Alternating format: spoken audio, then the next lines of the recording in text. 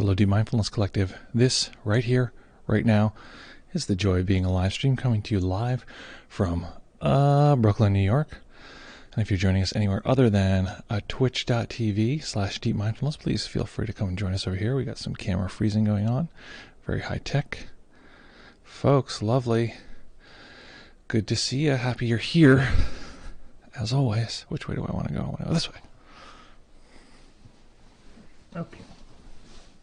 Folks, so nice that you're here with us. You may notice a little difference here.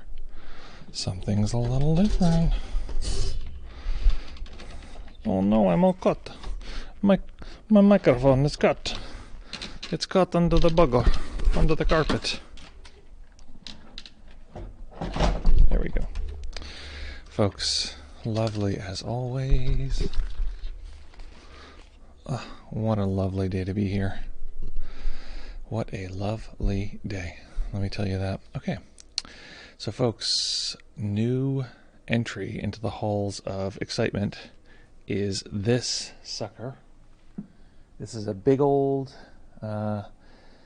carpet that we for a long time had in storage. I guess not that long, like a year. And I've wanted to change the background for some time, and then all of a sudden one day I realized, wait a minute, this carpet would be highly sound absorbing, which is exactly what I wanted to change the background to or towards. So lovely, excellent, folks. Where are folks coming from? Where are we finding you? Where on earth are you? Anyone here from, I don't know, Ontario? My new camera setup is much further away. It's like way far away, so to adjust the camera is not a small thing. I'll try this again.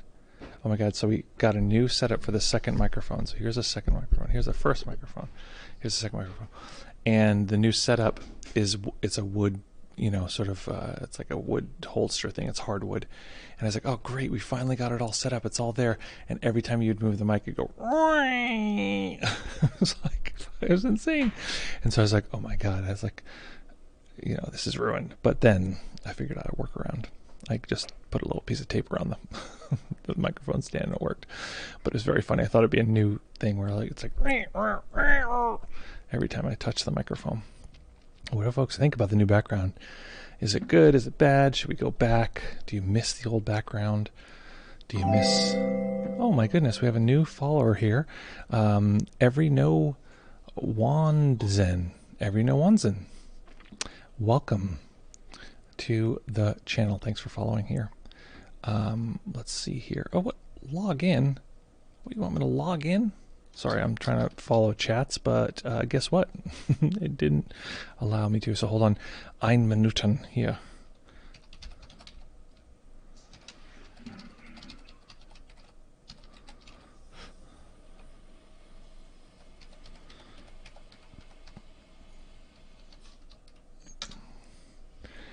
Does everyone have an algorithm for their passwords? At some point I figured out that I needed new passwords for everything, and I needed A, I needed new passwords, and B, I needed unique passwords for every single website. So I have an algorithm that way, even if I don't know, if I haven't been to the website in years, I can just run through my algorithm. I have two algorithms. Wait. It's trying to ascertain whether I'm a robot or if I'm a human. I forgot who it was, but they mentioned this thing that was so like prescient. It's like I spend half of my day telling computers that I'm not a computer.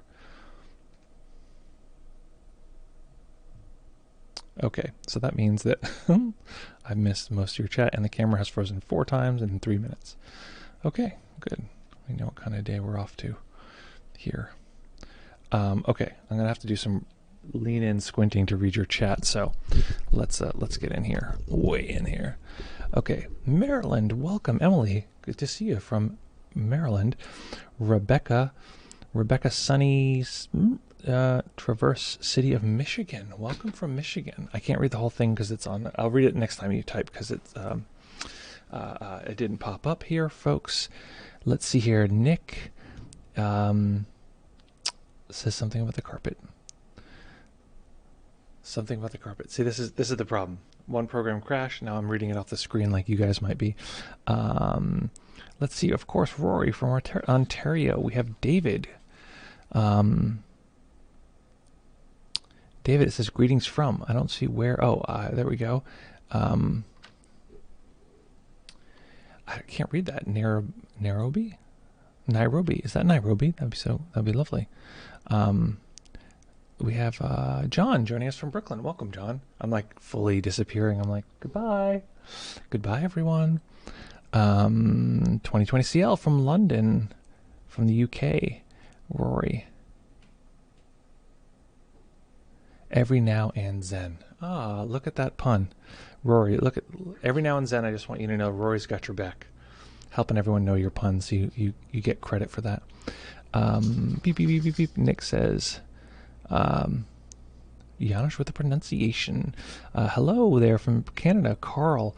Okay, now I'm up to date with the chats, and I can see them at normal size. So, what that means is, Carl from Canada. Zoom meeting hasn't started, says Nate. Yeah, no, the Zoom will start for Q&A after the stream, and right now we're just chatting through the old webcam. Oops, not that camera. Hey, you get a better view of the whole carpet here. We should just have a carpet cam that just gives us an up-to-date view of the just the carpet, more carpet in the background. But that's not the camera I want, y'all. I want this camera, even though it keeps shutting down, freezing up. Oh, Sporty Race Girl, hello from Toronto. Lovely to see you here. Thank you so much for joining. Every now and Zen, thanks. Yeah, Rory with the save. Oh yeah, so we'll open the Zoom for Q&A after the guided meditation. Folks, very excited today. I had to talk to Raquel about this because it's a little bit dicey. It's not like the most straightforward thing, but I'm going to be guided by a professional, a sort of full-time guide in the sort of psychedelic material. It's going to be coming this weekend, and it's not the kind of thing that's like a recreational, like, cool, let's groovy explore. It is in the realm of the material, the multidisciplinary multidisciplinary association of psychedelic studies. So it's therapy. It is therapy, and I wanted to talk a little bit about that therapy, but also what I'm diving into. What is it that I'm actually focusing on in this time? The last time I did one of these, I'll get more into it. So you basically pick a topic that you're focusing on, you really pour a lot of energy into it, and I can talk about that previous experience and what I'm sort of doing to prepare for this particular experience. So that's what we're going to be talking about. But of course, we're going to spend some time.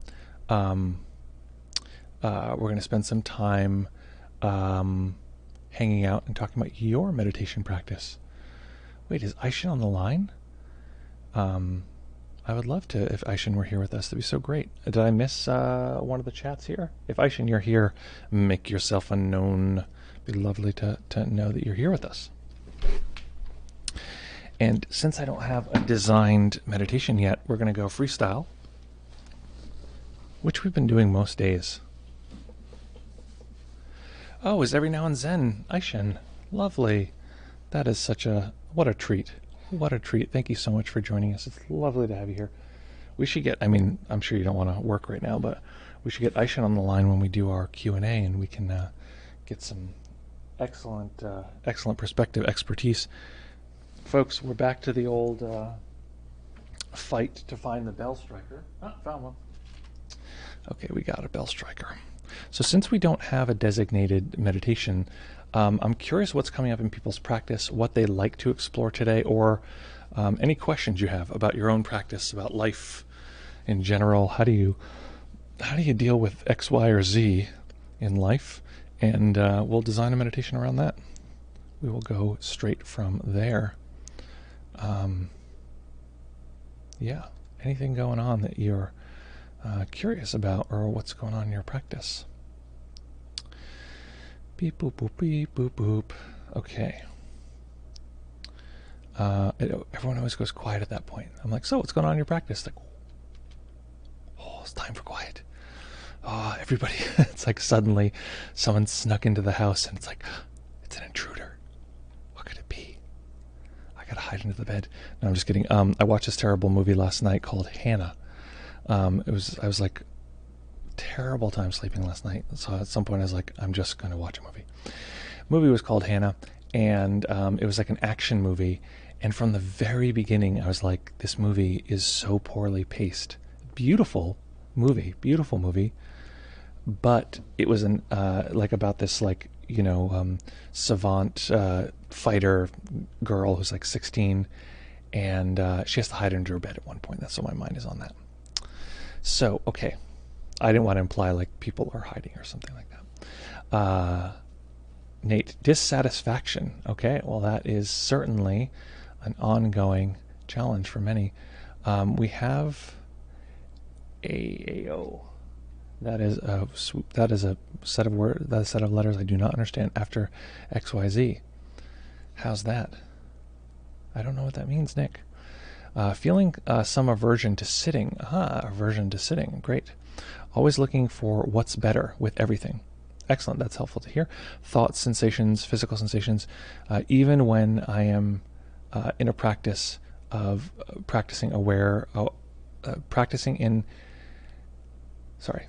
even when I'm in a practicing awareness state. Okay. Good. Okay. So,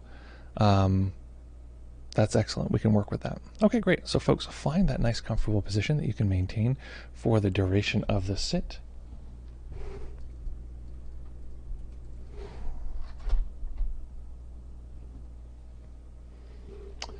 We're going to be sitting for, I'm trying to make a slight adjustment to this camera. I'm annoyed that it's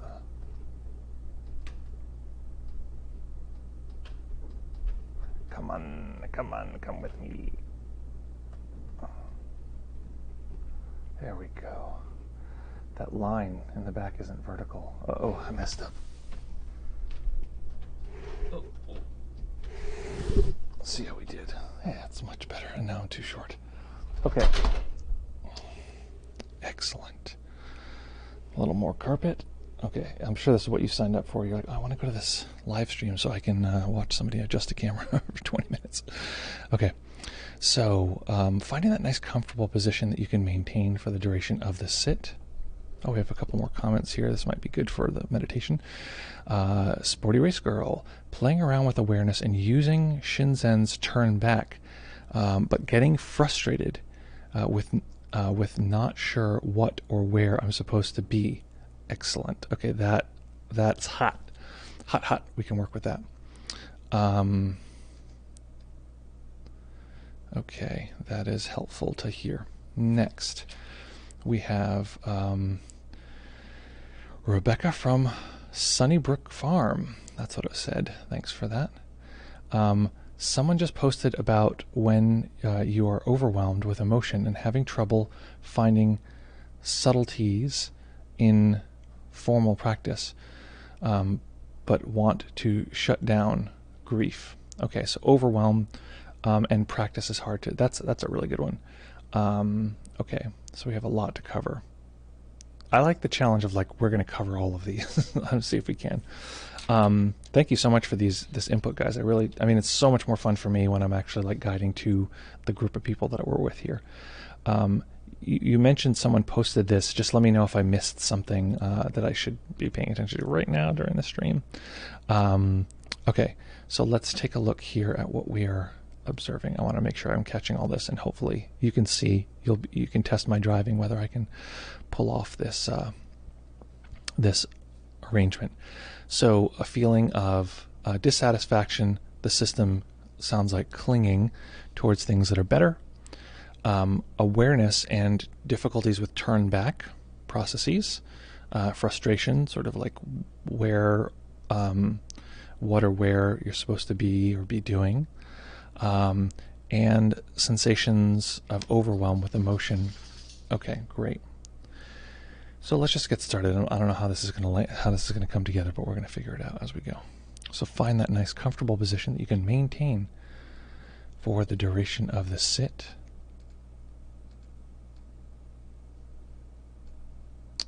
and we will begin.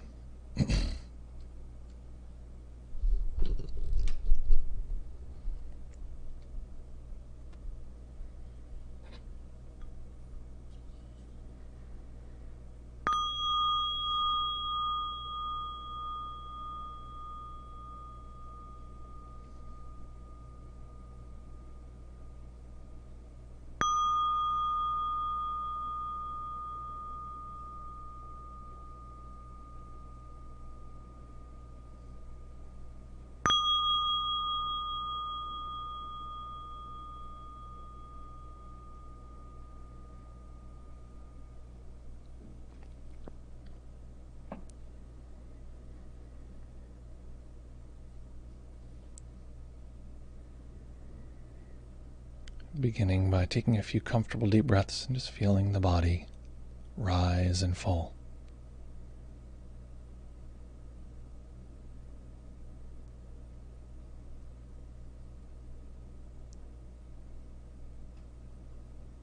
Allowing the eyes to close, or if we'd prefer to practice with the eyes open, allowing them to rest on a single point.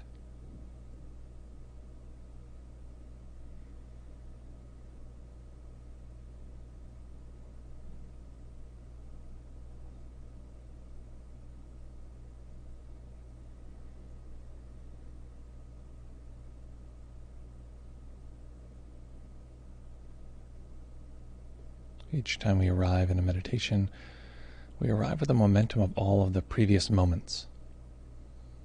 So often it can be helpful to begin by assessing the kind of mind we're arriving with.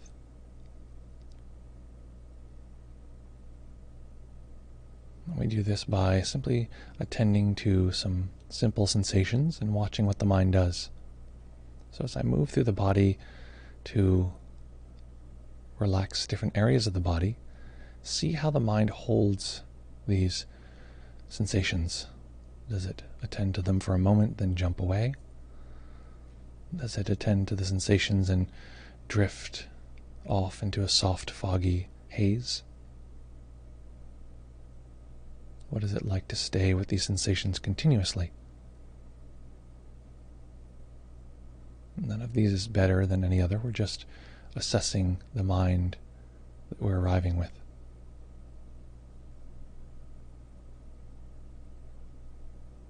So starting at the top of the head, relax the brow.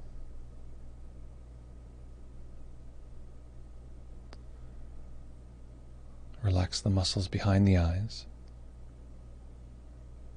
allowing the eyes themselves to drop just a millimeter or so.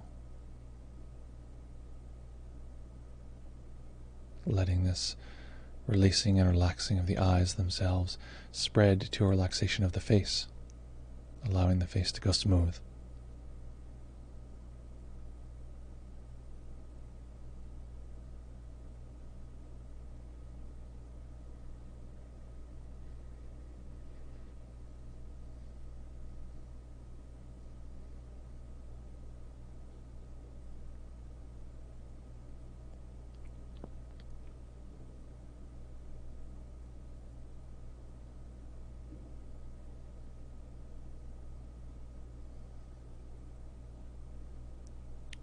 Relaxing the back of the tongue and letting the jaw go slack.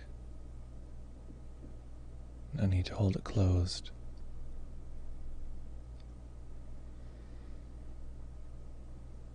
Relaxing the neck and the shoulders,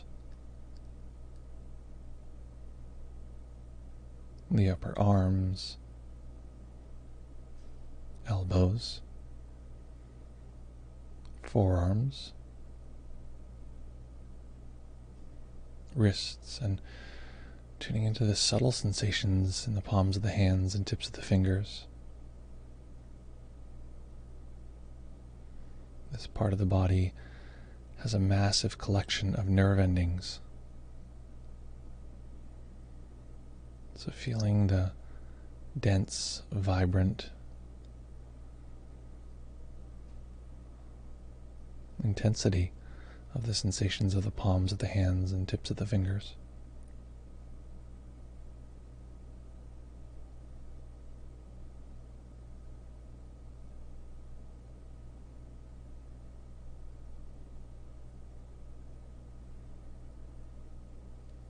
We'll pause here for a moment. Let's just stay with the sensations of the hands.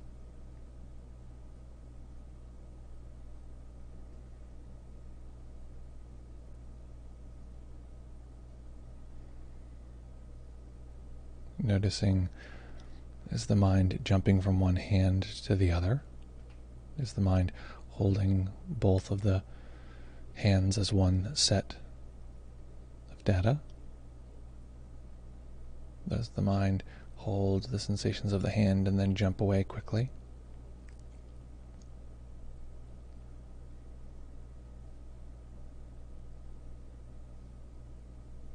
Is the mind foggy, sleepy?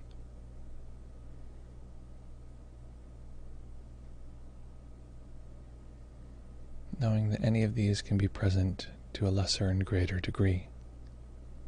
They're all on a spectrum.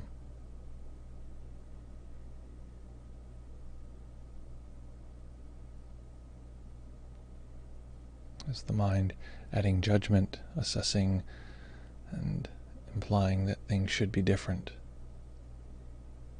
That we should be arriving with a different mind?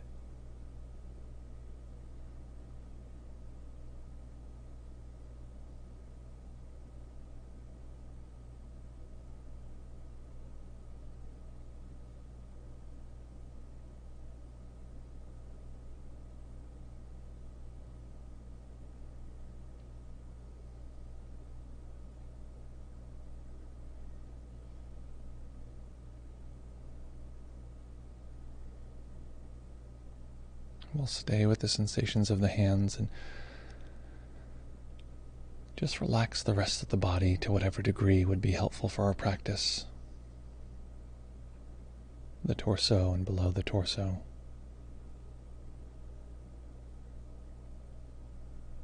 But we're keeping the sensations of the hands at the foreground.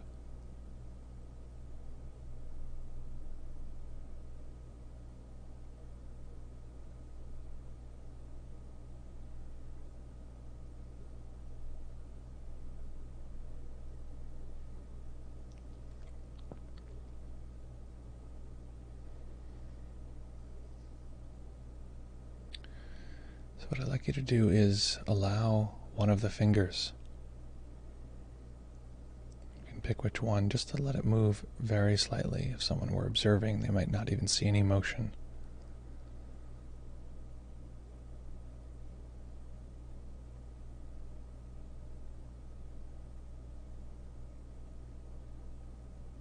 Notice how much detail arises when we do this.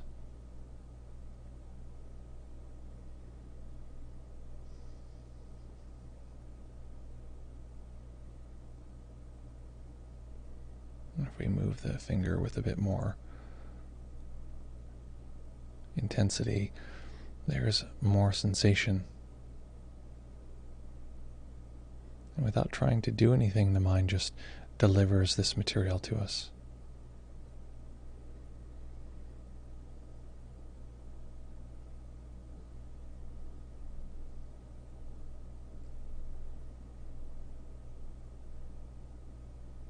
Seeing if we can stay with this active sensation continuously.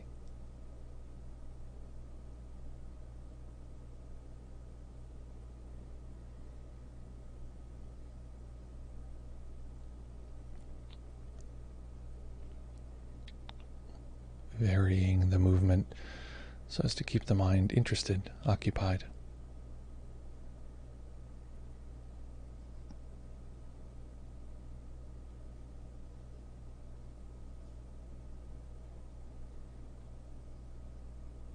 If this particular finger gets tired, we can move some other part of the hand or the whole hand itself.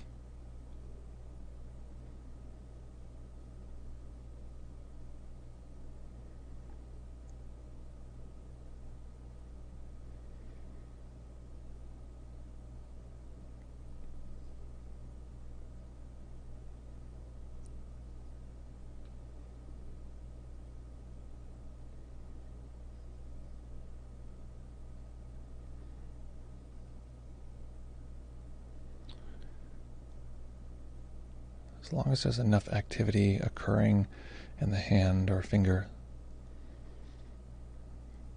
that it gives the mind something to stay with continuously. For some, this might be very little movement. For others, this might be quite a bit.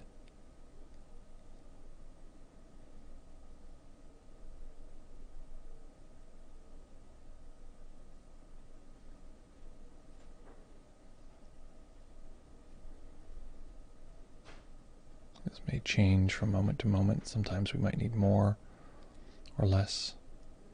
Sometimes simply gripping the hand is enough. Sometimes movement is helpful.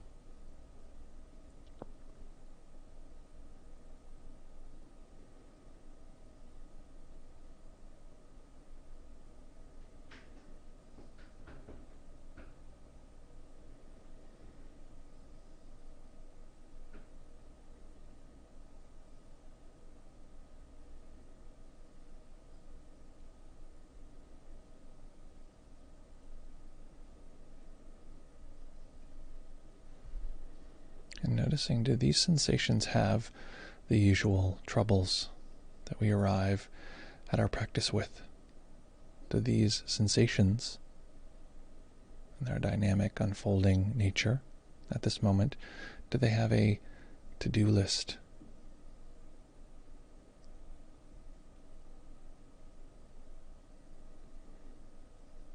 Do they have some appointment or task to fulfill?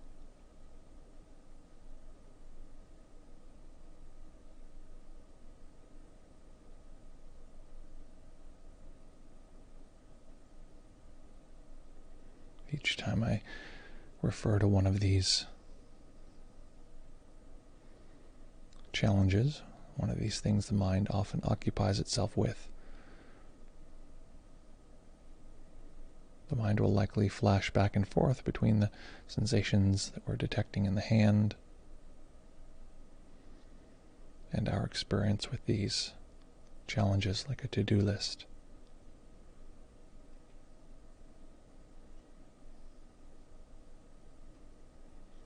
We may notice there's a sense of, I have a to-do list, but maybe these sensations do not.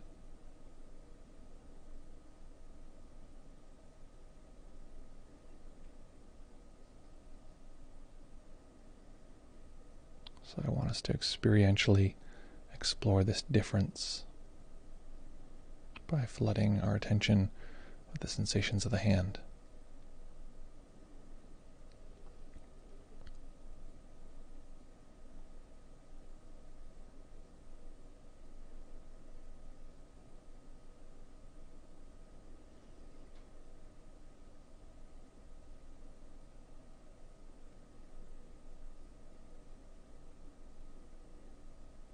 Again, adjusting the intensity of any movement all the way from no movement to somewhat active movement.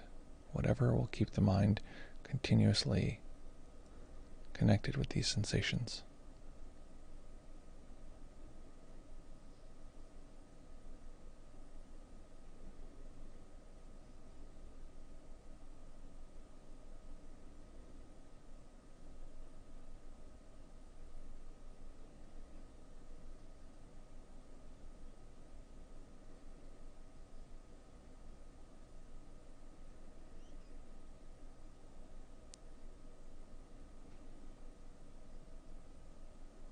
Do these sensations have self-consciousness, meaning concern or worry about the way they're perceived?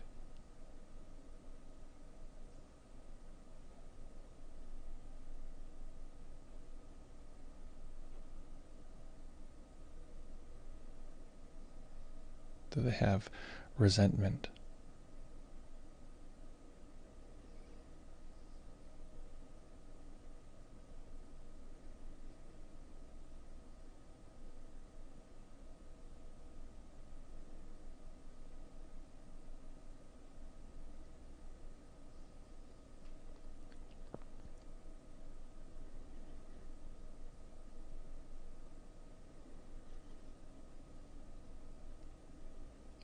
Do these sensations assess how the meditation is going? whether it's going well or terribly.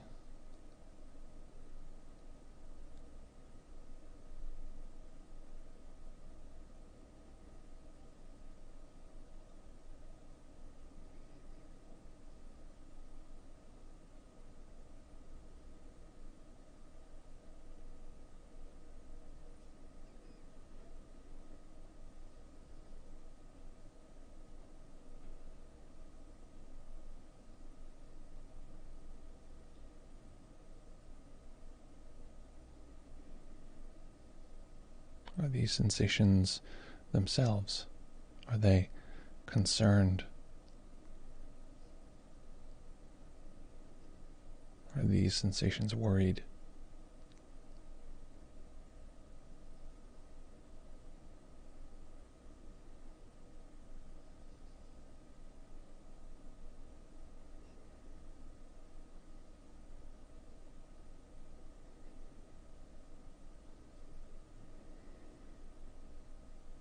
Once again, allowing the hand to rest and turning to some other set of sensations.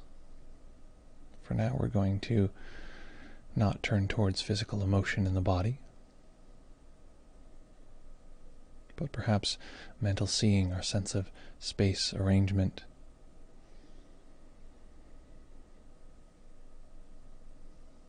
location, our sense of objecthood, things around us.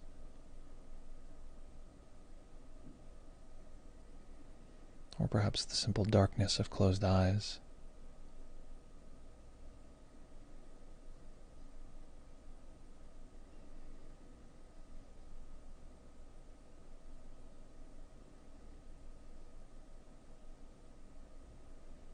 Is this sensation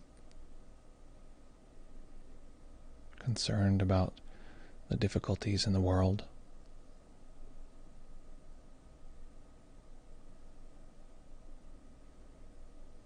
And when we inquire in this way, the mind may give a simple answer.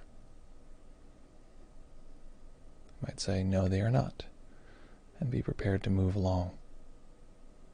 But we need our senses to teach us, to be the great teacher. So checking in, this sensation, does it have that quality right now?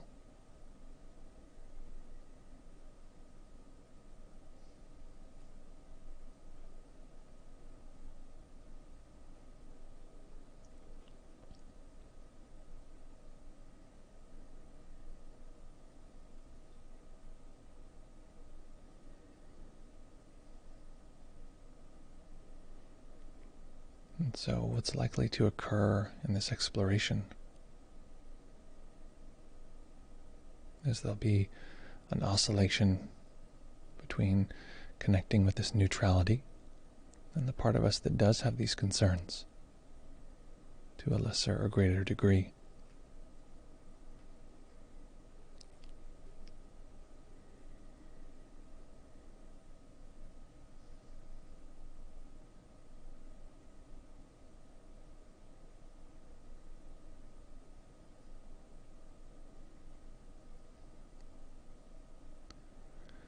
So I'd like us now to turn to the set of sensations that has been giving us this message now and then, that it does have these difficulties.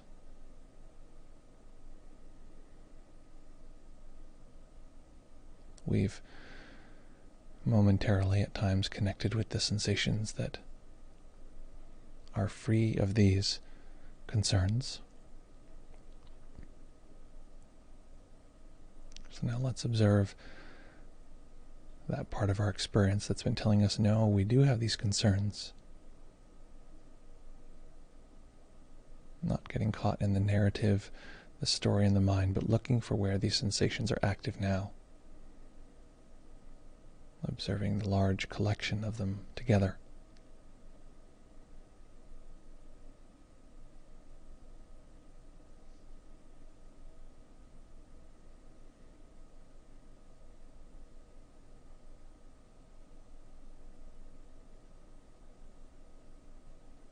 This is going to more or less appear as a kind of self.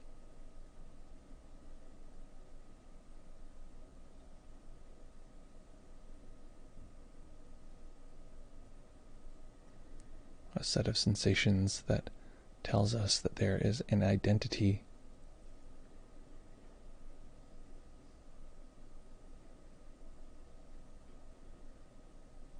and that identity is ours.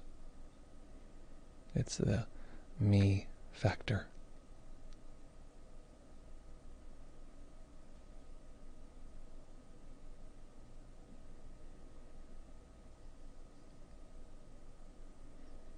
It's part of our system that tells us that there is such a thing as an inside, me, a self, and there's something which opposes this, an outside world, other.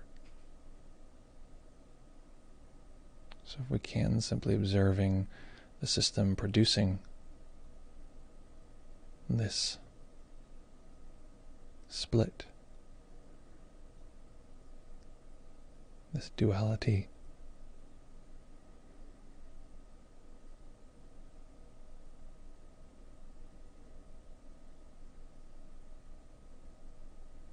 and recognizing this as nature.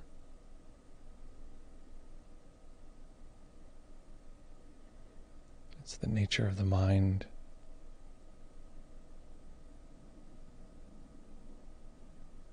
To present a sense that the world is divided. It's the nature of the mind to ignore what is presently occurring and imagine some better future.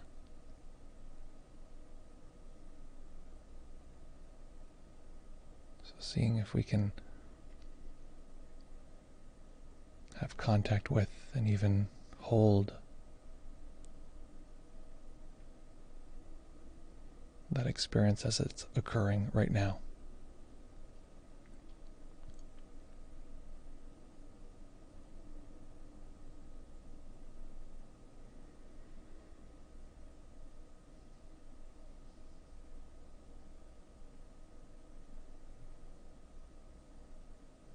Perhaps there's confusion.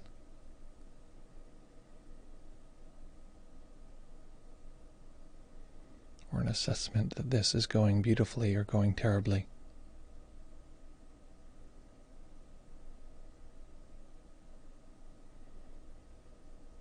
Perhaps there's a sense of a center,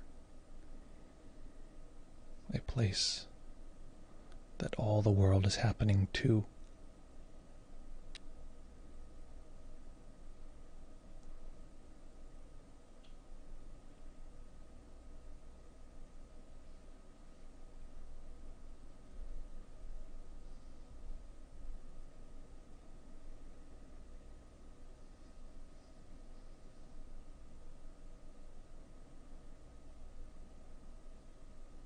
And now letting go of any practice,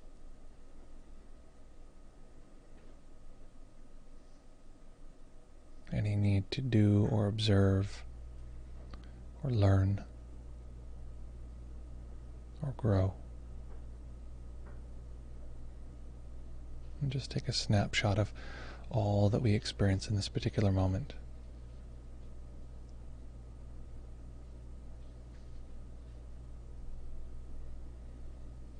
Including any clinging or aversion, any confusion or judgment.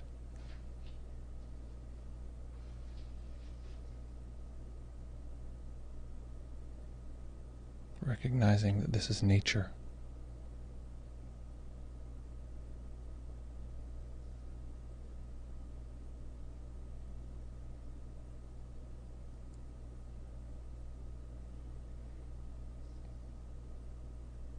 Part of the mind that pushes and pulls against reality is nature.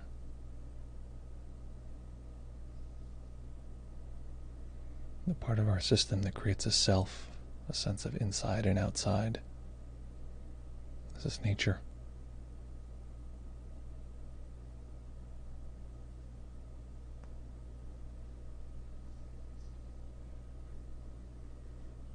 And staying with this recognition. If the eyes are closed, allowing a tiny bit of light to enter the eyes. Again, staying with the practice.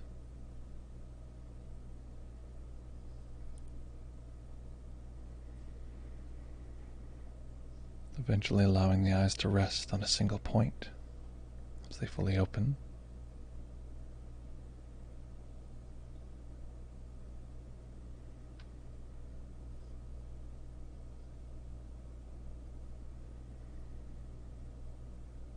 And observing and assessing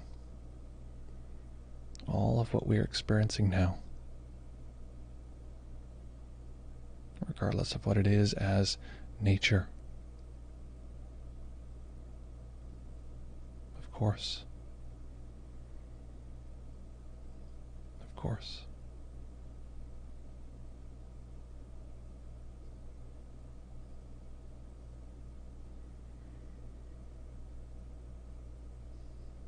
And in this way, allowing this particular moment to be the great teacher. The way this moment shows us the nature of nature. The mind observing this nature.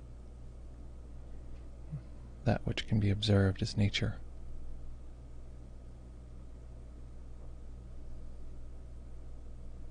Letting this nature soothe.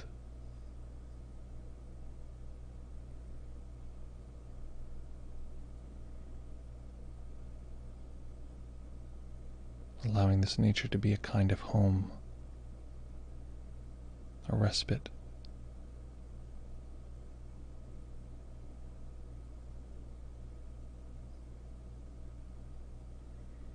Allowing this particular moment to be the great teacher, showing us how to bring this practice into every aspect of our life.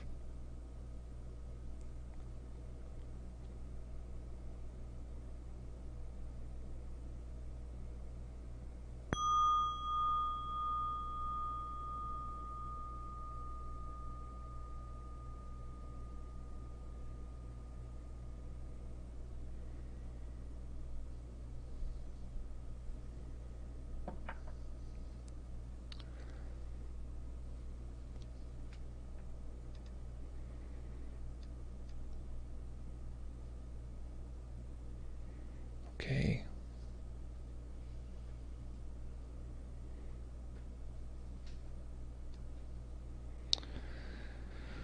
So what on earth was that experience like?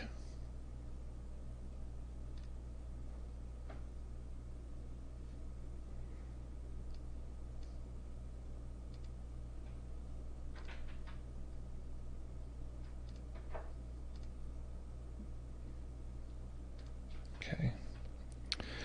So I'm going to put here in our Zoomy Zoom. Nate, you've joined us over here on Twitch. Welcome. Wow. Okay. This is our Zoom. Link as such. You are welcome to join if you'd like. If not, no pressure. But what I would like is to know what on earth was that experience like. So make any adjustments you need to allow the body to be comfortable.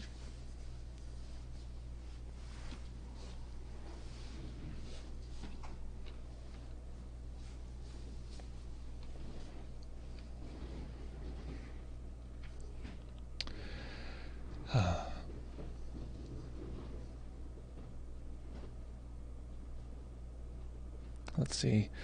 Rory says, I notice holding attention in the hands with a bit of movement allowed aiding concentration. Yeah. So here's what's interesting. Is that often when we develop a shamatha practice, meaning we could call it a balance of mind practice. So usually it's called concentration, but that's a little bit of a tricky name, a tricky misnomer.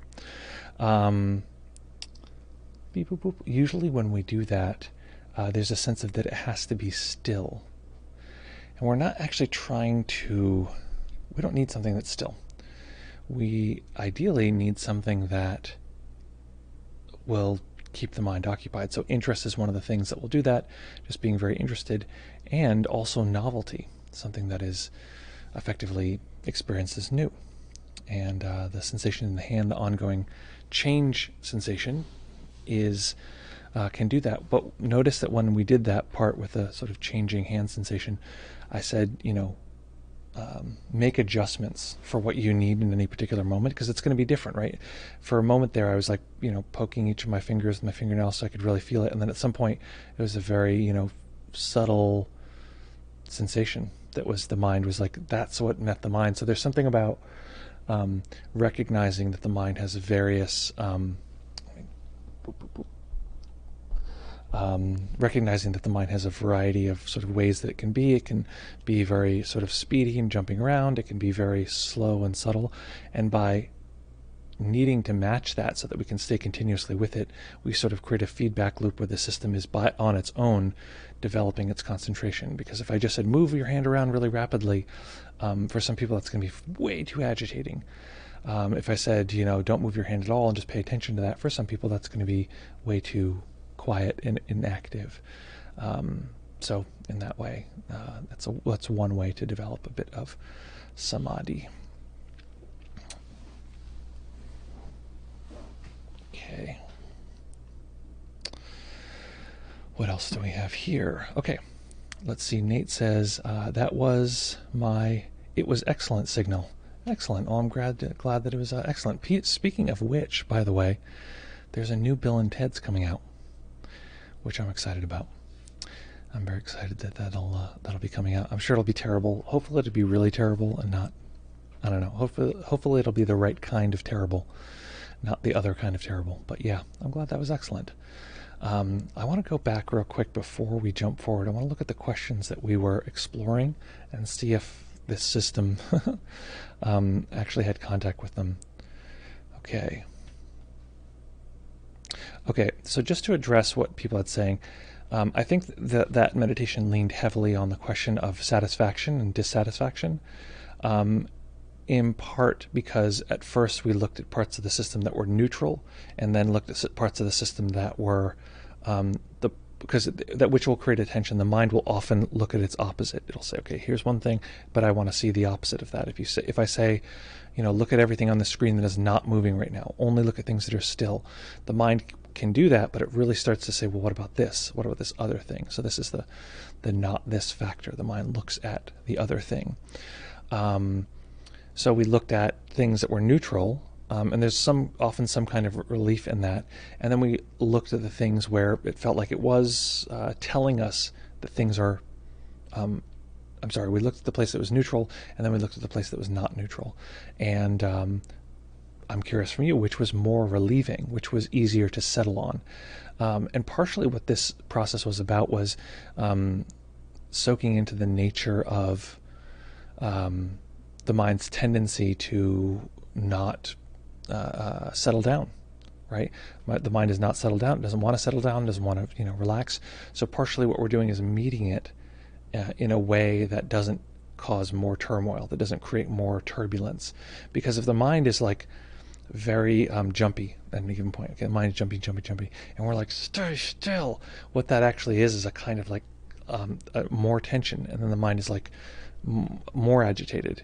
If the mind is very sleepy and foggy and we're like, just relax, man, just relax, that can introduce more fogginess. So in a sense, we're dynamically responding to the kind of mind that we're arriving with, and we're also dynamically relating to that mind and recognizing, okay, it's going to lean in other directions. So in a sense, it's like we don't need to stop the mind from wanting something else. It's to recognize that the wanting is just another sensation.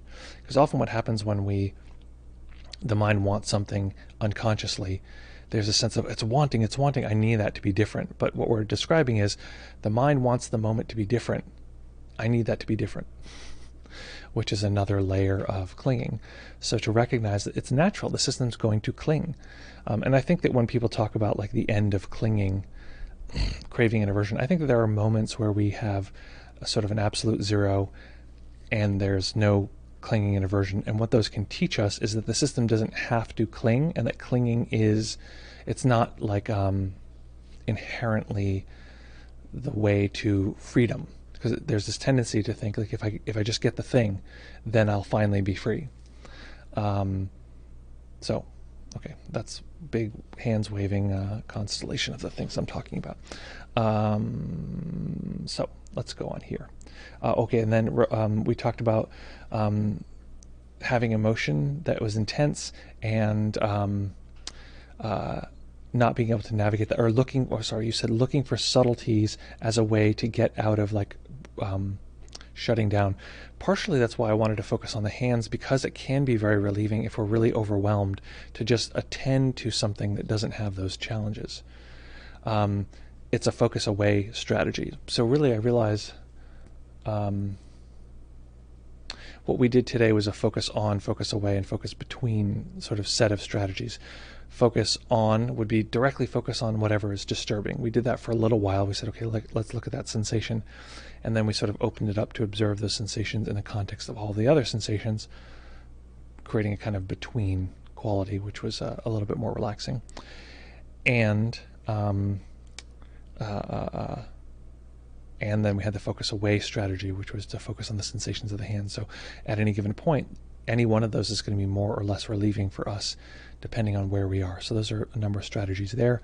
And then Rebecca of Sunnybrook Farm said that, oh no, I'm sorry, this is Sporty Race Girl said, playing around with awareness, using Shinzen's turn back technique, getting frustrated, knowing where or what I'm supposed to be. So we ideally, in there, address that by recognizing that that frustration is nature, and the turning back is nature, and the sort of being lost or confused. I mentioned confusion a number of times. So that confusion or that frustration, that is also nature, and to recognize that there's no usually when we're like, I'm confused and that's bad, we're trying to make confusion go away. We want to know. Knowing is often considered by the mind very safe and kind of comfortable. And we can recognize, oh, the mind wants to know right now. It is very uncomfortable. Observe that. So it's just another way of recycling the reaction of what's occurring back into the practice itself. So hopefully that helped a bit in assessing those. Okay, let's see here. Nate said, oh, okay, Nate said, Carl said, I enjoyed it, which I think is an antidote to not wanting to sit. There you go. Yeah, enjoying sitting. Also, P.S., it's helpful to, many times on the stream we've talked about this multiple self model, which there's a playlist in our second YouTube channel. We have yet to fix this, so I'm going to put a link in the chat right now, and it's going to erase everything everyone said because it's going to post it like 30 times. I promise we'll fix this one day. It's been a low priority for a while. So the second link in this list, watch it, it's just going to put 1,000 of these in here. The second one that says youtube.com/deepmindfulness2, there is a playlist there. It only did it twice. Oh, here we go.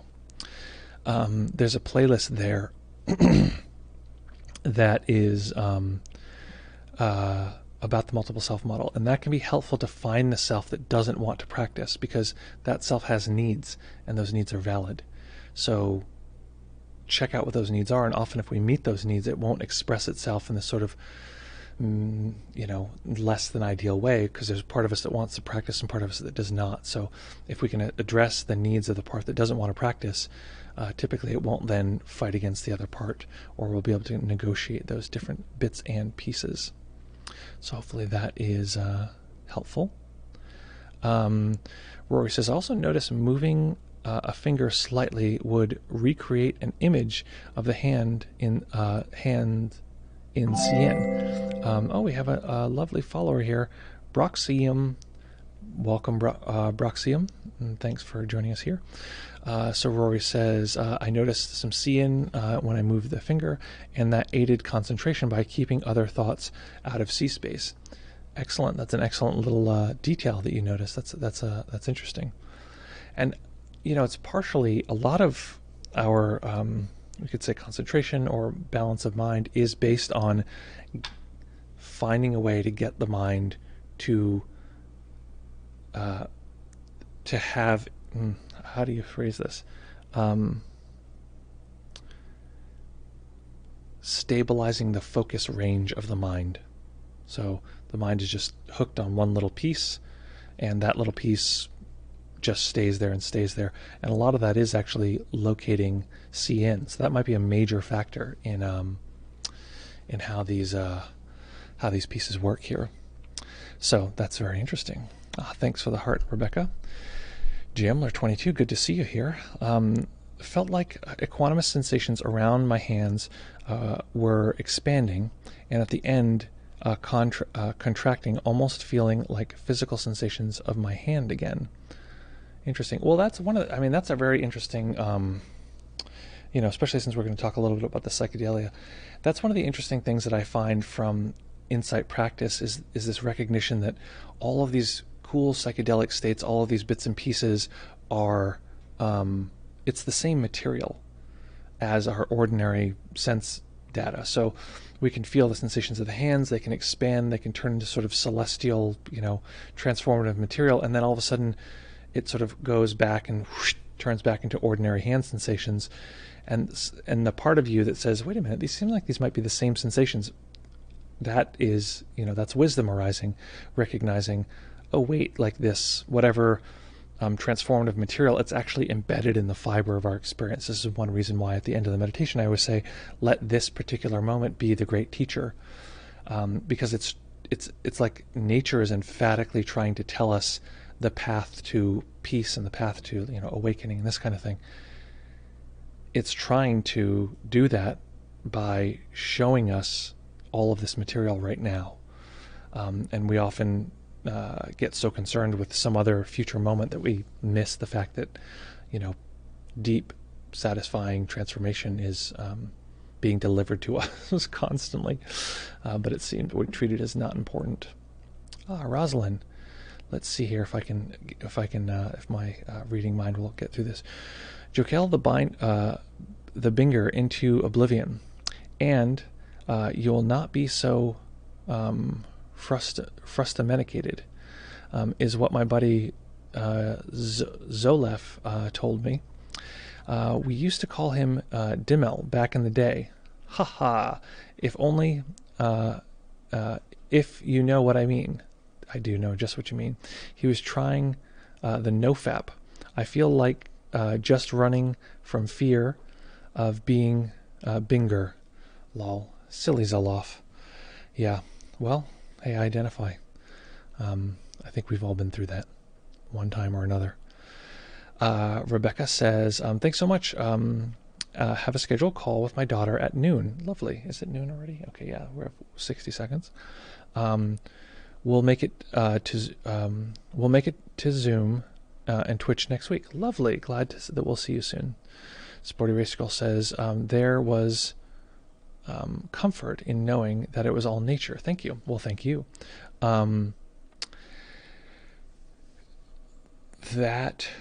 That's one of the big things that I emphasize, is just this sort of recognition that whatever we're experiencing, no matter what it is nature. It is just, it is just nature. And often that's because the system will treat these different things as isolated and beep, boop, boop, beep, boop, boop.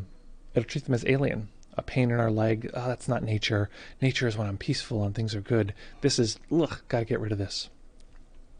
Okay, so let's jump into our theme for today, which is just talking about my prelude to the psychedelic experience that's coming soon. If you're watching this separately or in playback, just know that we just had a lovely discussion, had a lovely meditation, and you can see the full discussion and guided meditation at youtube.com/deepmindfulness2, the number 2, and the full playback will be there. So I wanted to talk a little bit about my prelude to the psychedelic experience that's coming up. I'm first going to start by talking about my previous work with a doctor being guided through psychedelic material. And so folks know a little bit of background. So I've been sober for 16 plus years, 16 and a half or something like that. I think only like, people under 5 usually count half years. So, but so 16 and a half years or so. So that means not consuming any self-prescribed mind or mood-altering substances except for caffeine and sugar and all the ones that for some reason are exempt. I don't know why. And so at some point in a lot of the work that I've been doing around trauma, it became apparent that one of the techniques that's been used to great success is working with a doctor or some sort of a mental health professional guiding through experiences with psychedelia. And so I don't use psychedelics recreationally. It's just not in my sort of vocabulary right now by choice. And part of that means that, my main psychedelic experience and my most significant psychedelic experiences come from meditation. That's really centrally where I've had that exploration. So what is coming up soon in just 2 days is that I'm going to be working with a doctor, and they're going to be administering a, I guess they call it like a heroic dose, but like a very high dose of a hallucinogen, and they're going to guide me through the process. What that actually looks like in sort of straight technical reality is that I'm actually lying still, often eyes covered. There's often sound, like a sort of soundscape music or stuff to help the journey along, but you're basically lying there still for many hours. And there's just someone there, facilitator, that if you need something or you need to say something, they're there. They can take notes or whatever's helpful. If you're scared, you can stop and they can guide you in that way, whatever is needed, effectively. Prior to that, during the setup, a lot of what the setup includes is taking quite a bit of time and doing effectively the prelude to the process, which is doing, in my case, it means doing a lot of writing and having a lot of conversation about intention, but also the part of my psyche that I want to stay with. This is something that I think is pretty significant in terms of having this be guided versus having it be, sort of recreational. My recreational, hallucinogenic exploration when I was a teenager was in my 20s, was basically like whatever happened, take the substance, go out and hang out with friends or stay at home or whatever. But there was very little ritual involved, very little sort of intention other than a vague intention of like, oh, I'd like to know more about X. With this, and this is something I asked actually during the first time I went on one of these journeys, was there was a question of, should I stay with the sort of direction that we talked about in the sort of prelude and the writing and sort of some of the digging into a lot of my background in trauma and this kind of thing, a lot of talking about my experience with trauma. Should I stay with that thing, or should I let the sort of the substance and the experience take me wherever it wants to go? And the facilitator was very clear. They're like, stay with that. You stay with that.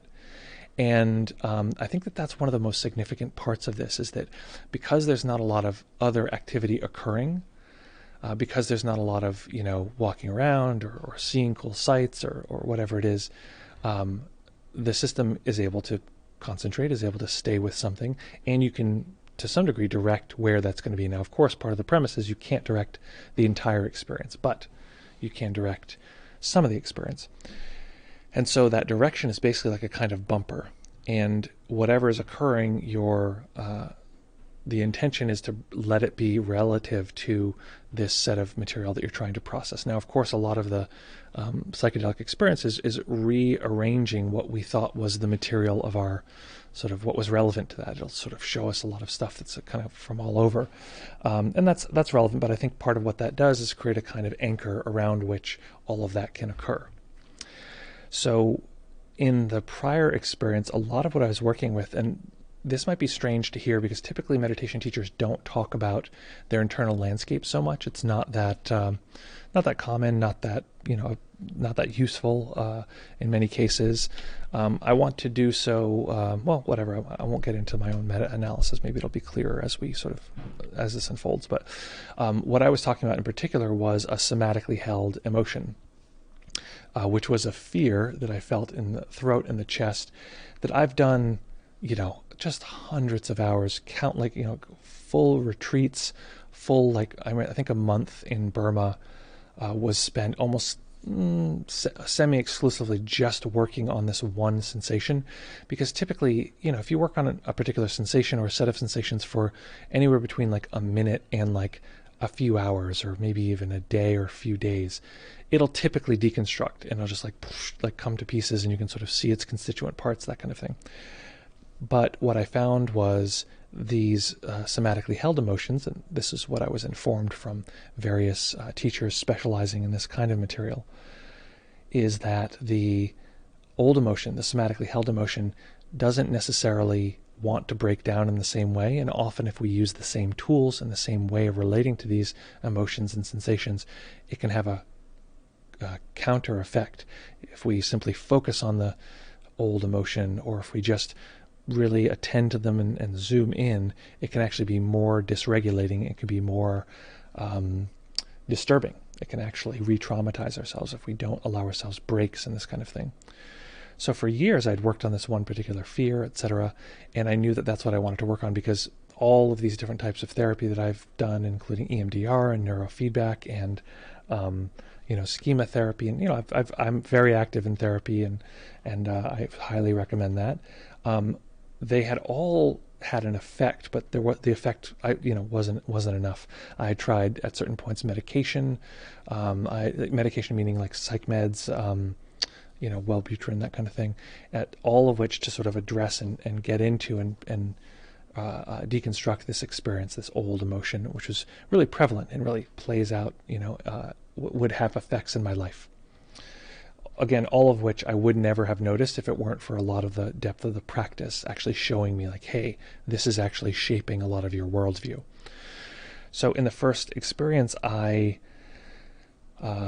really just stayed with the sensation and stayed with the sensation and stayed with the sensation. And a lot came up. I mean, I couldn't describe all of which that came up, but one of the things that came up was this sense that there was this part of me that felt very young. And that part of me, we could talk about kind of an inner child sort of experience that had, I feel like there's a bunch of ways to go here. So basically there's some part of me that was very young that felt like it just was lost and didn't have guidance and didn't have like a place to go. But there was also a kind of deep wisdom in that self that was sort of joyous and light and didn't have the troubles of the world. And in a way, it was sort of this sense of like caring for this little being. So that was a lot of what that experience was like. And coming out of that experience, sort of by coincidence, the very next day I had therapy. No, the very next day on the ride home, I had therapy. And so, of course, I was sober enough to be driving, etc. And I was on the phone with my therapist. And it was this weird phenomena where, from really, really focusing on this and doing a lot of meditation leading up to it, I could answer these very deep psychological questions that I normally wouldn't have access to. You would say, so what do you think, like, is there an experience in your life that relates to this little boy or this, whatever? And I say, oh, of course, yeah, it seems like this, and this, and there was this experience and these things that occurred. And the system was just so primed to be able to navigate this material just comfortably without a lot of resistance. So the question then comes up, well, then why do it again?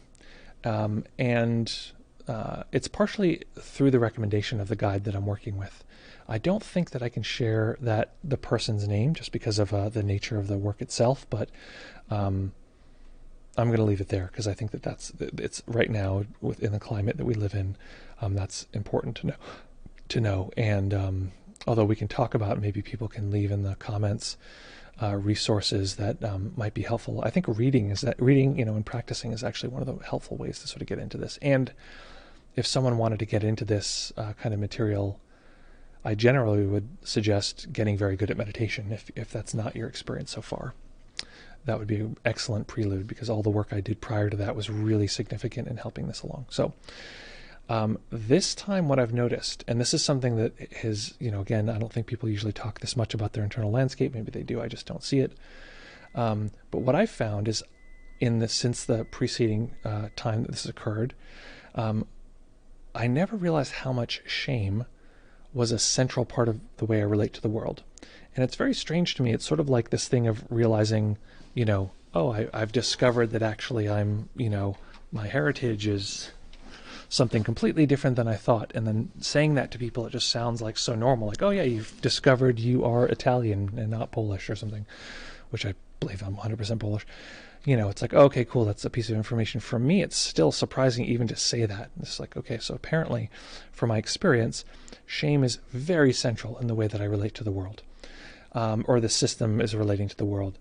And that takes the form, and this has always been something that's been a positive, and this is great, is I have what I think of as like, I have a very refined aesthetic. So I can look at something and immediately say, okay, I could see how that would be better. I can look at a sort of, this our set here. So this is perfect. So we can share this experience right now.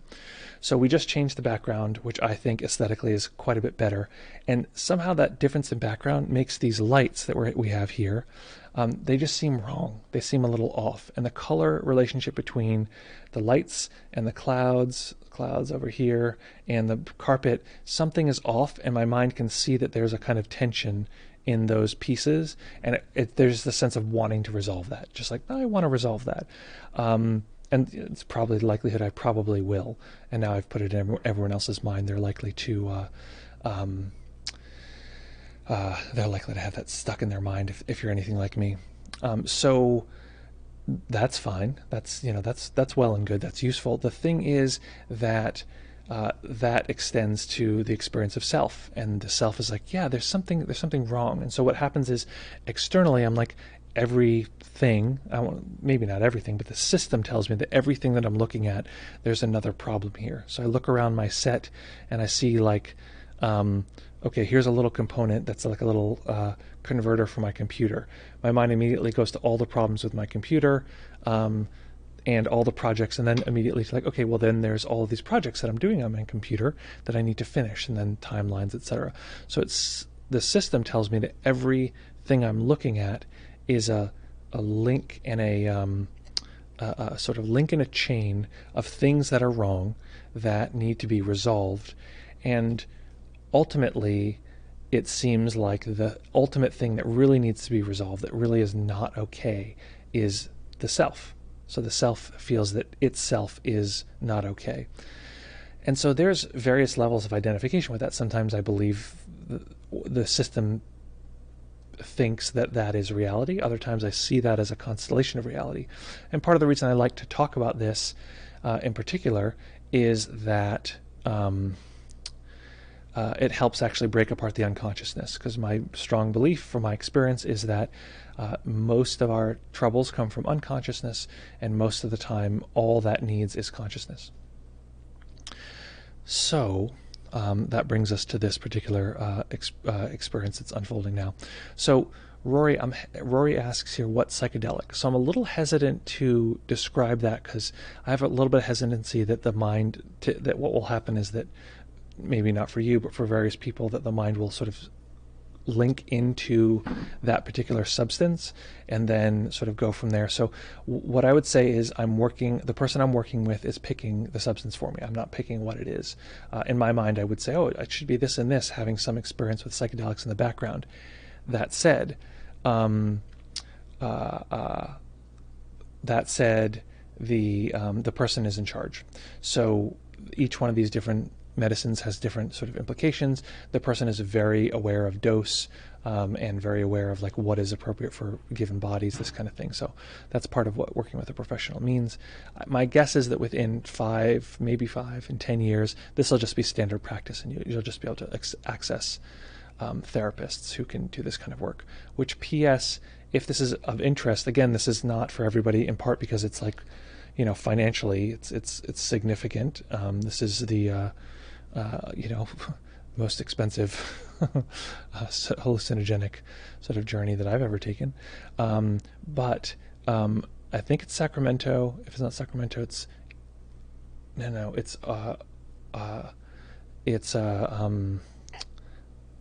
what's that place in San Francisco? Anyway, they just legalized psilocybin locally. Raquel knows. One second.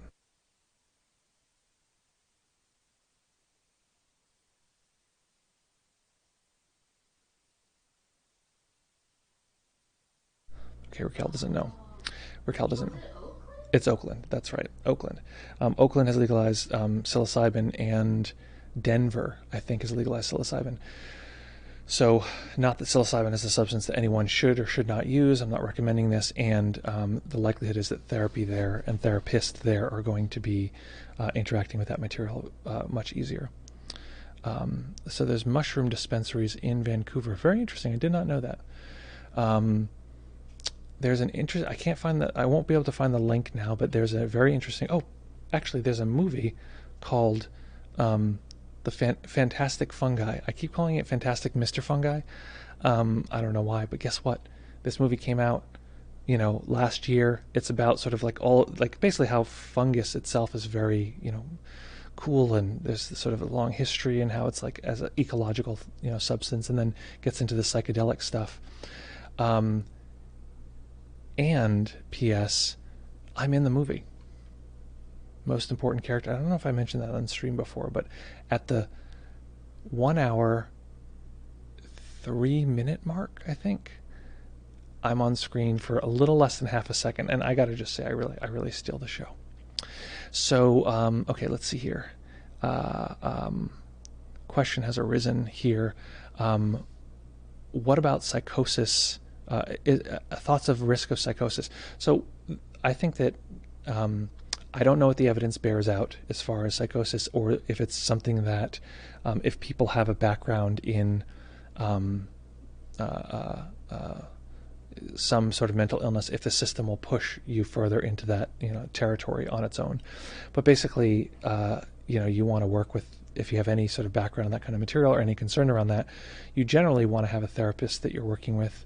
Again, these are all, like, if you're not tracking here, these are all very like first world suggestions that are not accessible to everybody by any means.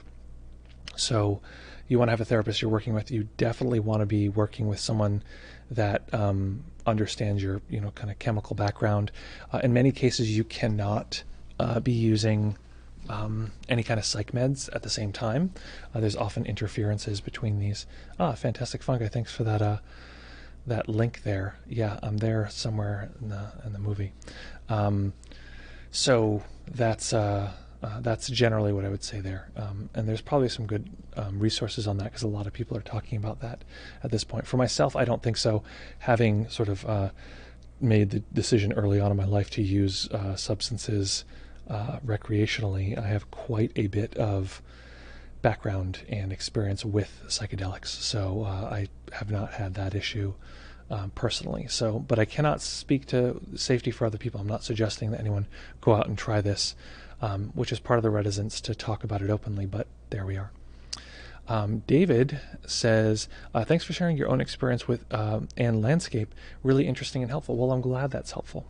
So the last thing that I'll say before we wrap this up is that I don't think psychedelics are necessary for people to take in order, A, to have really deeply psychedelic experiences. B, I don't think that a lot of the work is sustainable without meditation. And what I see is that people often will assume that the peak experience they have is enough to sort of tell their system how to be that way all the time. But when we're really trying to change an operating system, we're really trying to affect the way the system defaults to consuming and absorbing and relating to reality as we know it, experience it. Hallucinogenics are a good sort of diagram. Like they can say, oh, look at this reality. Here's something that's present. But if it weren't for the meditation, I would have very little follow through in my experience. And the nice thing is that going on this psychedelic journey material with the with this guide, the one thing that kept coming up is I was like, thank God I kept doing all of this meditation. It was so exactly what was necessary to loosen all of the neurons to a place where they could easily and comfortably realign. And all of this rearrangement of my experience was not just a blip that disappeared. The system still feels largely rearranged in that direction, which from what I understand is somewhat different from people's experiences when they, go on these journeys, and then it kind of collapses back down to their ordinary experiences. Right, Rory says that meditation skills are significant for integration. So these weird psychedelic experiences, people ask me a lot of the time, like, sometimes, what's your current perceptual experience like? As soon as I start observing my current perceptual experience, it's very psychedelic. But it's also, we mentioned this earlier in the stream, that we're talking about someone's sensations in their hands. Ordinary sensations are extremely psychedelic. If we have explored the spectrum from psychedelic, deconstructed material and watch that reconvene into our ordinary sort of sense of self and world and objecthood and this kind of thing, and watching those things organize and, disaggregate, sort of moving back and forth, enough times, the system starts to recognize that the ordinary experience of the world is just as psychedelic as anything else. So meditation shows me that, and it shows me that right now. I don't need to take a substance in order to experience things in this very strange way. In fact, I think that if, me from 15, 20 years ago were to suddenly be thrust into my current perceptual experience, it would probably think that I was on drugs. And, that's part of my job and part of my life is integrating that material into my life so I can function normally and it still be this sort of strange, hallucinogenic, enjoyable journey. And that said, I've been, like I said, I've been sober for 16 years and I haven't needed any substances to have these like dramatically deep psychedelic experiences. And what I'll also mention is that just one story about my experience with psychedelics recreationally. So this was the most intense experience I've ever had in psychedelics. I chose to take 2 psychedelics together in like sort of normal doses, but at the same time, and had a very intense psychedelic experience. And I won't go into all the sort of boring details, but there was a moment where everything shifted and my mind clearly delivered me the information that this is the thing that all of the Zen that I had been reading as a teenager and up to that point, this is what it was pointing towards. And I still sort of think that there was something to that. And I was there with a friend who was not on the same sort of amount, the same dose that I was interacting with.